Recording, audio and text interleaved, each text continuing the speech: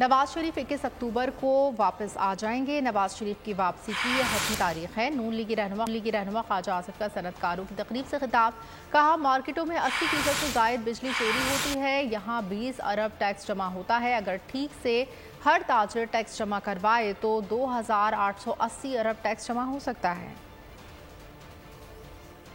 Election strategy के ऊपर बात हुई कि हमने इलेक्शन स्ट्रेटजी क्या तैयार करनी है और आने वाले दिनों में जो है हो सकता है मियां साहब ने 21 अक्टूबर को आना है, हो सकता है फिर ज़रूरत पड़ जाए हमें जाके वहाँ पे मुशावरत करने की। इंशाअल्लाह ताला वो 21 को आ जाएंगे। मैं समझता हूँ कि ये एक हतमी तारीख है। बाकी जो है मुस्तकबिल जो अल्लाह ताला के हाथ में होता है, लेकिन इरादा जो है वो पक्का और मुसम्मम है कि 21 को जो, और हम तैयारी भी उस चीज़ की कर रहे हैं। अगर आपको ये वीडियो पसंद आई है तो हमारे चैनल को सब्सक्राइब कीजिए और बेल आइकन पर क्लिक कीजिए। सब्सक्राइब करें और बेल दबाएं ताकि कोई खबर रह न जाए।